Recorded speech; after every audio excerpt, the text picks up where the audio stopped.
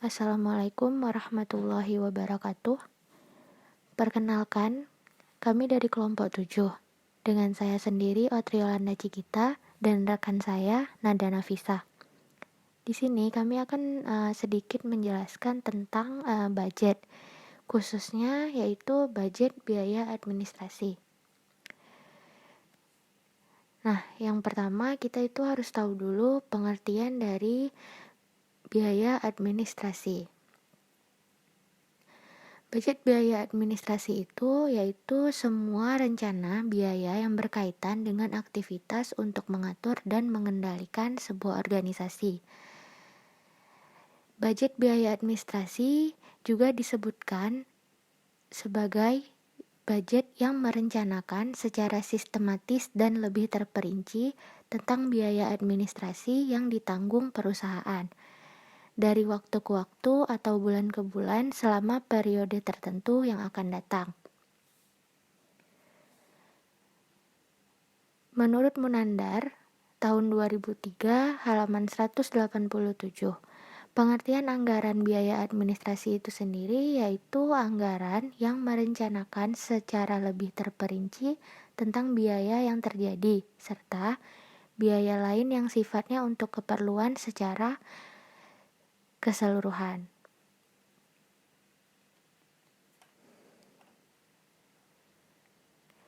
Nah, yang termasuk dalam biaya anggaran penjualan yaitu yang pertama itu biaya untuk para saleman, supervisor, dan tenaga penjual lainnya. Yang kedua ada biaya pengangkutan. Yang ketiga ada biaya perjalanan, yaitu biaya perjalanan itu dia meliputi biaya transportasi, biaya akomodasi, serta biaya konsumsi. Nah, yang keempat itu ada biaya iklan dan promosi. Yang kelima, biaya gaji tenaga pemasaran. Yang selanjutnya, biaya penyusutan alat-alat distribusi. Yang ketujuh itu biaya administrasi penjualan. Serta yang terakhir, biaya asuransi dan lain-lain.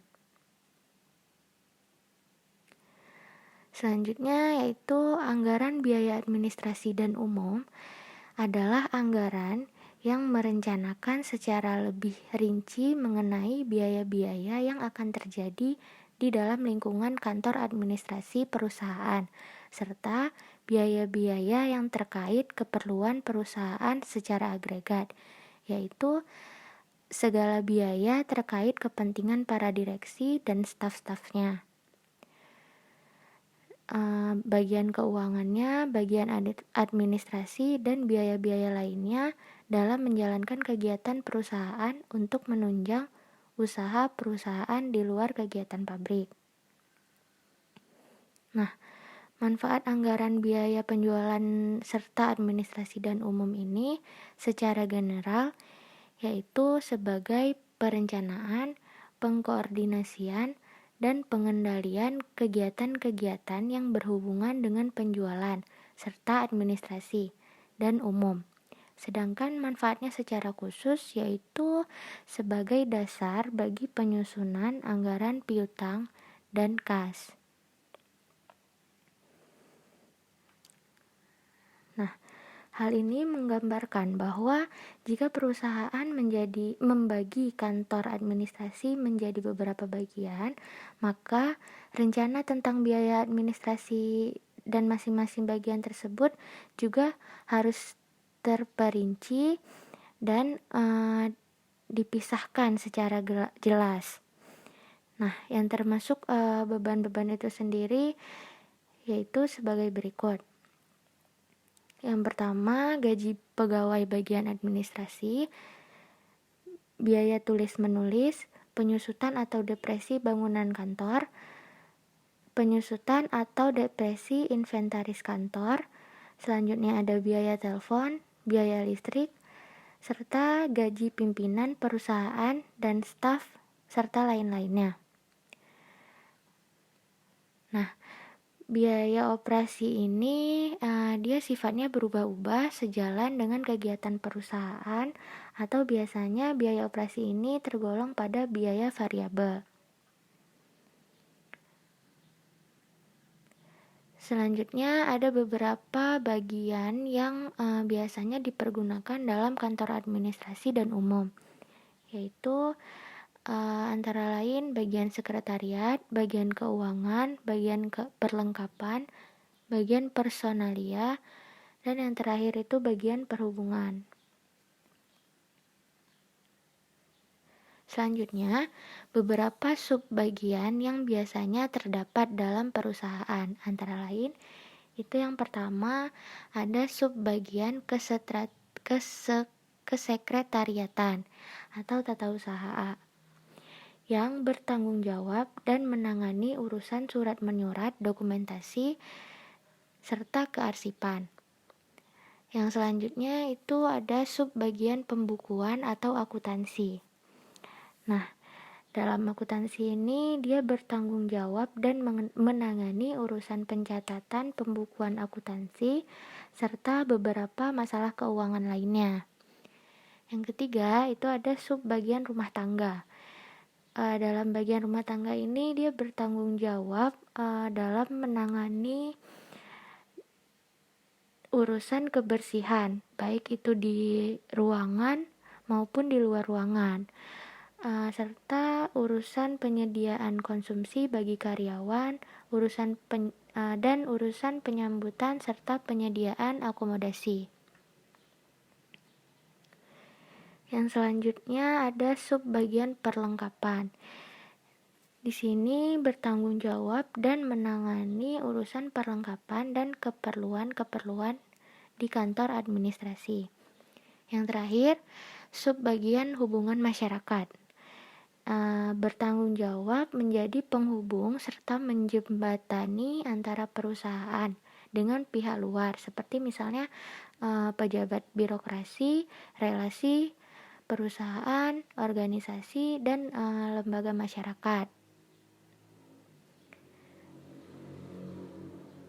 Nah, sebelum kita menyusun anggaran, tentunya kita harus tahu dulu tujuan dan fungsi anggaran itu disusun. Dalam hal ini terdapat beberapa tujuan penyusunan anggaran. Di antaranya yaitu yang pertama untuk menyatakan harapan atau sasaran perubahan secara jelas dan formal, sehingga bisa menghindari kerancuan dan memberikan arahan terhadap apa yang hendak dicapai oleh pihak manajemen. Nah, yang selanjutnya untuk mengkomunikasikan harapan manajemen kepada pihak-pihak yang terkait sehingga anggaran dimengerti dan didukung lalu dilaksanakan. Yang selanjutnya itu untuk menyediakan rencana rinci mengenai aktivitas dengan maksud mengurangi ketidakpastian dan memberikan pengarahan yang jelas bagi individu dan kelompok dalam upaya mencapai tujuan perusahaan. Nah, selanjutnya untuk mengkoordinasikan cara atau metode yang akan ditempuh dalam rangka memaksimalkan sumber daya. Yang terakhir, untuk menyediakan alat pengukur dan mengendalikan kinerja individu serta kelompok dalam menyediakan informasi yang mendasari perlu tidaknya tindakan koreksi.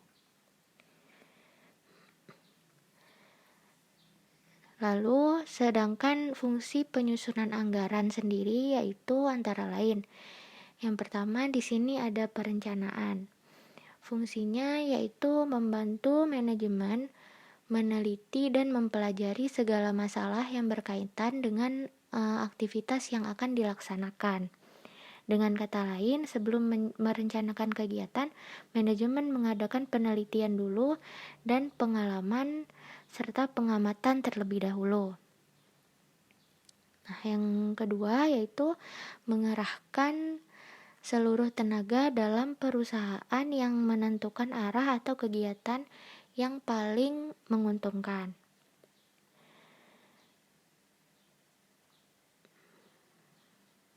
Selanjutnya, membantu menunjang kebijaksanaan perusahaan.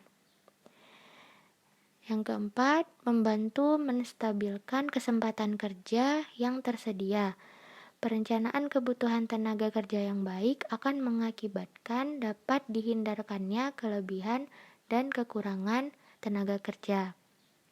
Yang terakhir, mengakibatkan pemakaian alat-alat fisik secara lebih efektif. Dengan disusunnya perencanaan yang terperinci, dapat dihindarkan biaya-biaya yang timbul karena kapasitas yang terlalu berlebihan. Selanjutnya itu fungsi penyusunan anggaran dalam koordinasi. Yang pertama yaitu membantu mengkoordinasi faktor manusia dengan perusahaan. Maksudnya di sini yaitu kan sering kali terjadi kasus di mana manajer tidak tahu apa yang akan dilakukan di tahun-tahun yang akan mendatang. Maka dari itu, penyusunan rencana yang terperinci membantu manajer mengatasi masalah itu, sehingga ia kembali merasa adanya hubungan antara kemampuannya dengan perusahaan yang dipimpinnya. Selanjutnya, menempatkan kelemahan-kelemahan dalam organisasi.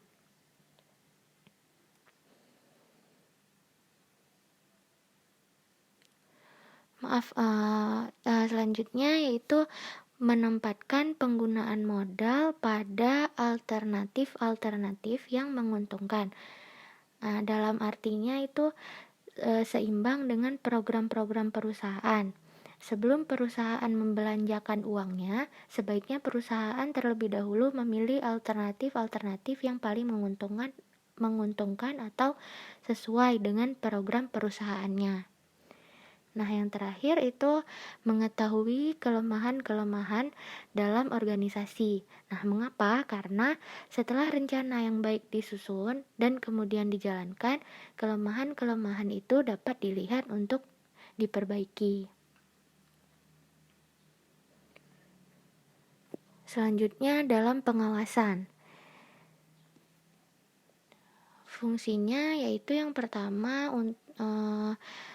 pengawasan dapat melaksanakan tugasnya, yaitu melakukan evaluasi atas pelaksanaan pekerjaan dengan cara membandingkan realisasi dengan RKAP dan melakukan tindakan perbaikan apabila dipandang perlu. Yang kedua yaitu motivasi. Nah, maksudnya anggaran memotivasi para pelaksananya dalam melaksanakan tugas-tugas untuk mencapai sebuah tujuan. Selanjutnya yaitu ada komunikasi. Nah, meliputi dalam komunikasi ini yaitu meliputi penyampaian informasi yang berhubungan dengan tujuan, strategi, kebijaksanaan, rencana, pelaksanaan, dan penyimpangan yang akan terjadi. Nah, yang terakhir yaitu dalam pendidikan. RKAP mendidik para manajer mengenai bagaimana bekerja secara terinci pada pusat pertanggungjawaban yang dipimpinnya.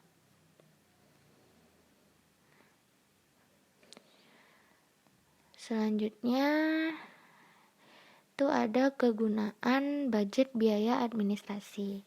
Yang pertama sebagai pedoman kerja, yang kedua sebagai alat manajemen untuk menciptakan koordinasi kerja, yang ketiga sebagai alat manajemen untuk melakukan evaluasi atau pengawasan kerja, dan yang terakhir sebagai dasar untuk menyusun budget kas.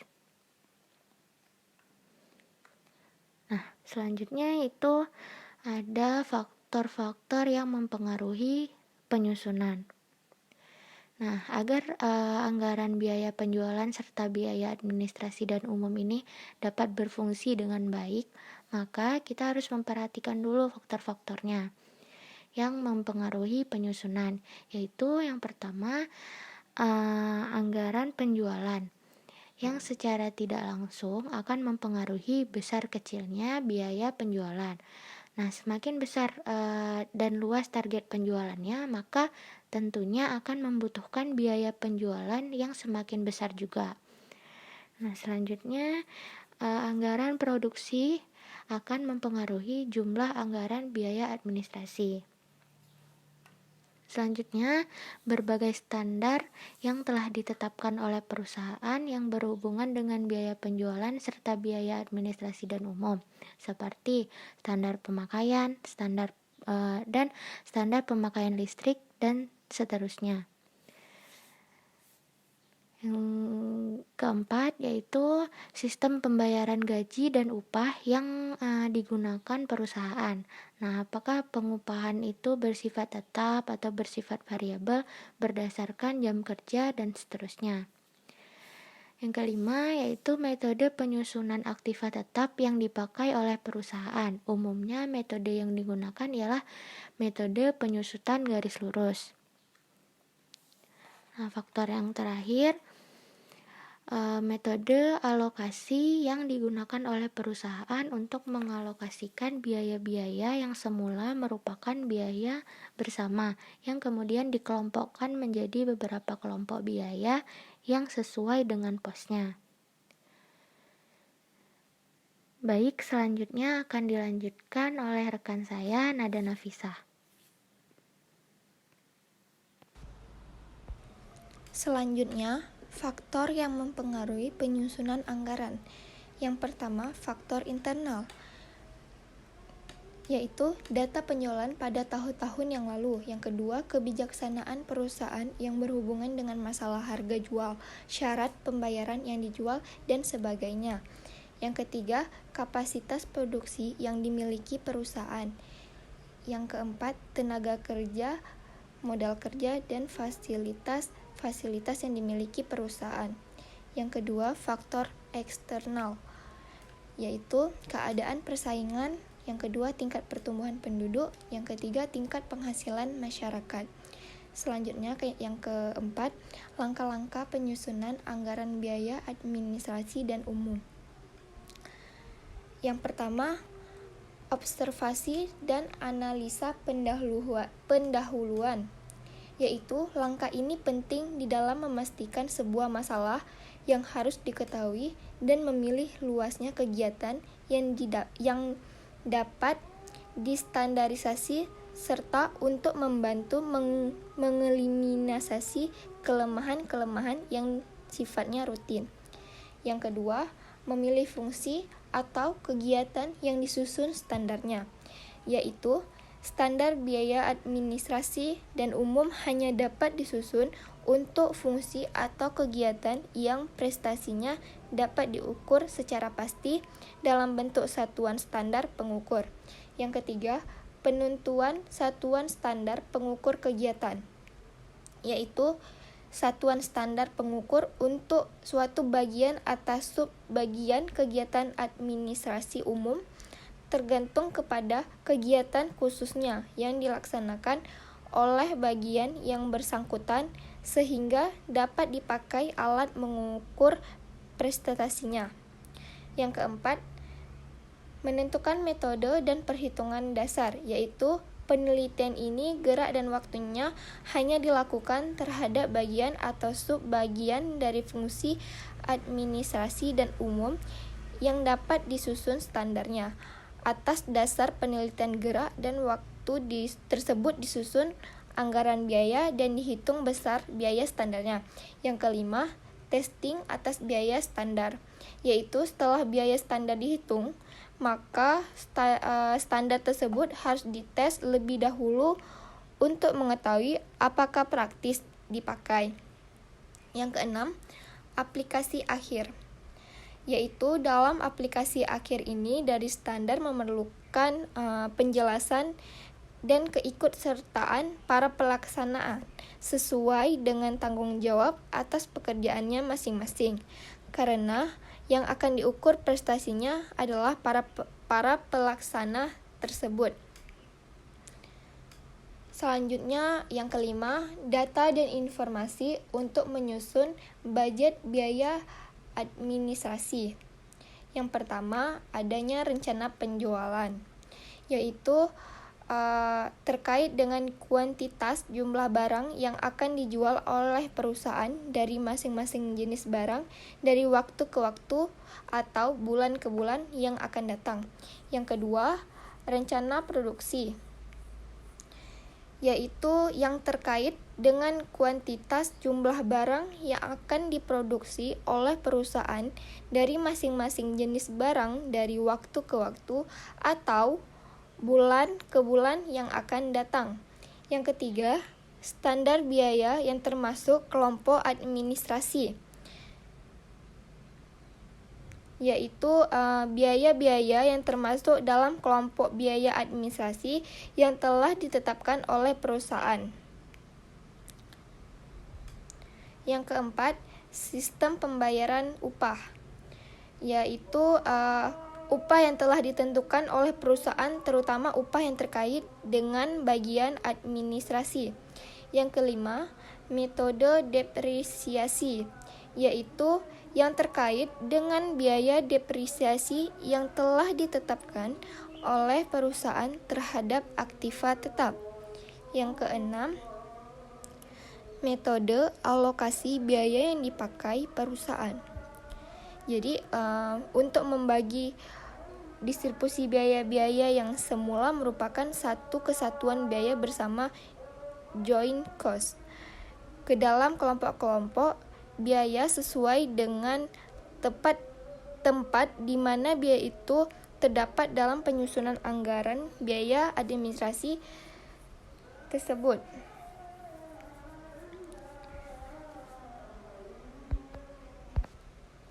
Jadi, dalam mempersiapkan dan menyusun anggaran sangat tergantung pada struktur organisasi dari masing-masing perusahaan.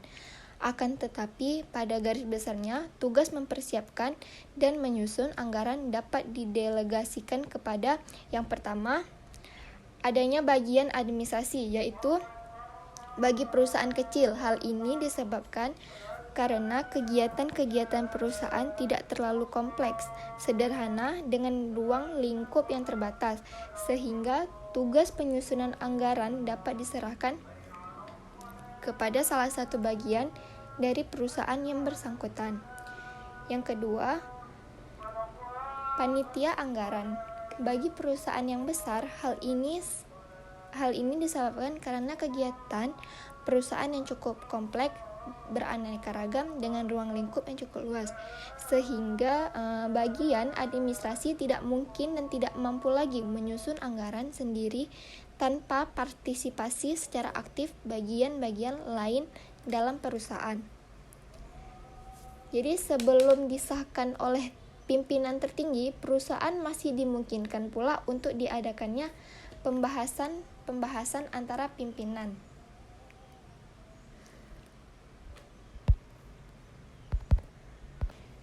tertinggi perusahaan dengan pihak yang diserahi tugas menyusun rancangan anggaran tersebut.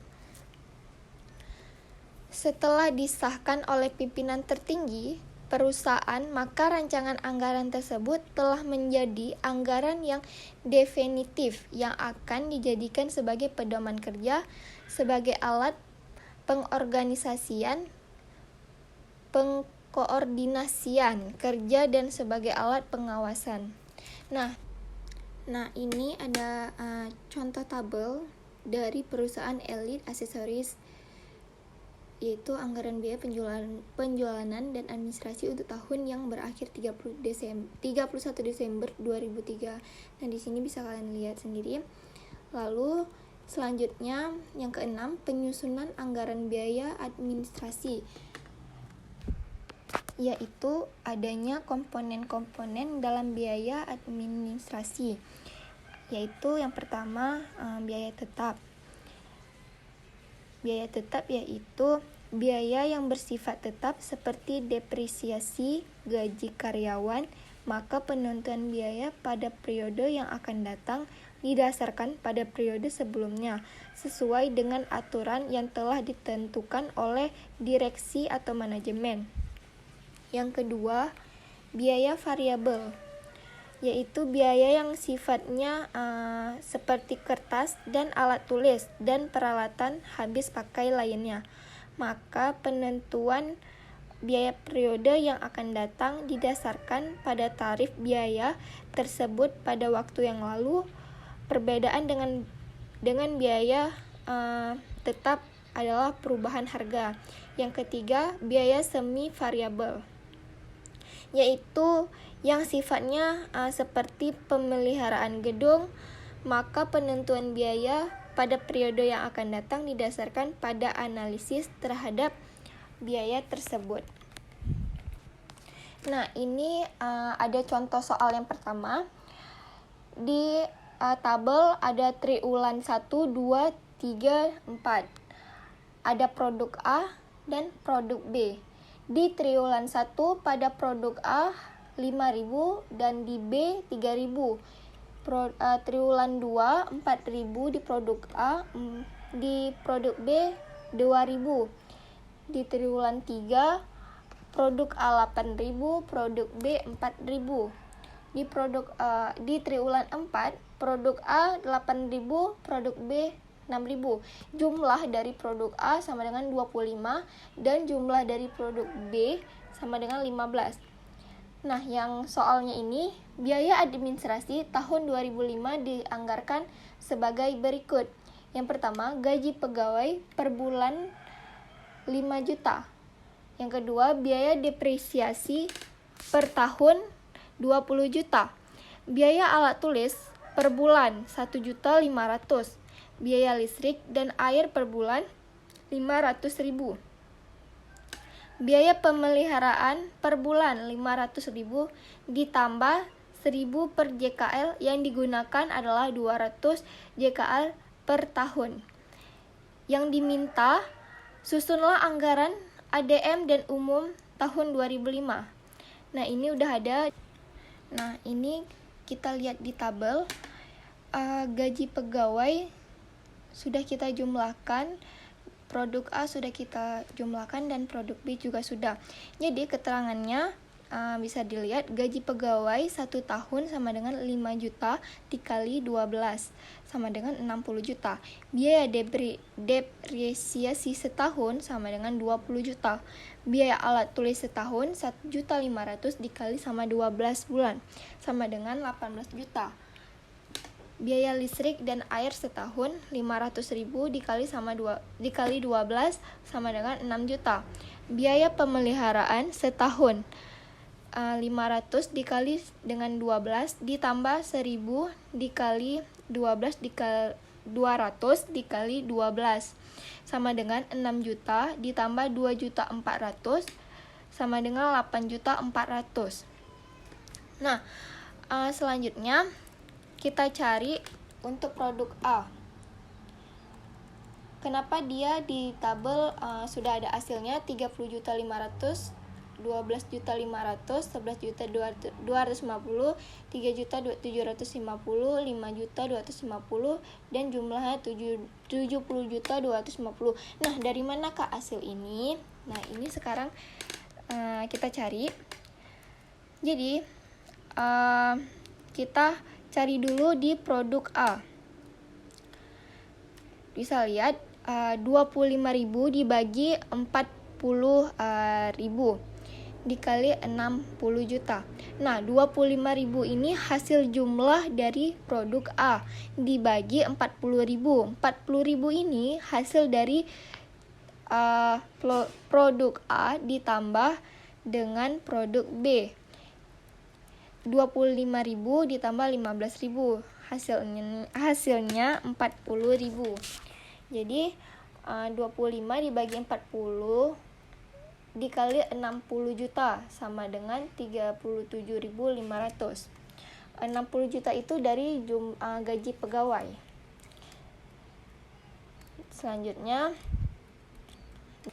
Selanjutnya kita mencari depresiasi pada produk A 12.500.000. Nah, dari mana 12.500.000 ini? 12.500.000 ini dari 25.000 dibagi 40.000 dikali 20 juta. 20 juta itu biaya depresiasi selama setahun. Nah, hasilnya 12.500.000. Selanjutnya alat tulis pada produk A 20.000 dibagi 40.000 dikali 18 juta. 18 juta itu jenis biaya alat tulis yang kita cari. Jadi hasilnya 11.250.000. Selanjutnya masih pada produk A, jenis biaya listrik. 25.000 dibagi 40.000 dikali 6 juta sama dengan 3.750.000. Dan selanjutnya yang terakhir pemeliharaan. Biaya pemeliharaan ini pada produk A 25.000 dibagi 40.000 dikali dengan 8.400 sama dengan 5.250 terdapat pada di produk A. Jadi jumlah hasil pada produk A semuanya 70.250 pada tabel. Nah, sekarang kita cari produk B. Gaji pegawai pada produk B 15.000 dibagi 40. 15.000 ini hasil jumlah dari produk B. 40.000 hasil jumlah antara produk A ditambah produk B. Lalu gaji pegawai jadi 15.000 dibagi 40 dikali 60 juta sama dengan 20.500.000. Selanjutnya depresiasi 15.000 dibagi 40 dikali 20 juta. Ini jumlah depresiasi selama setahun sama dengan 7.500.000 pada produk B. Selanjutnya alat tulis pada produk B 15.000 dibagi 40 dikali 18 juta sama dengan 6.750.000 hasil produk B pada alat tulis. Selanjutnya 15.000 dibagi 40 dikali 6 juta sama dengan 2.250 pada produk B.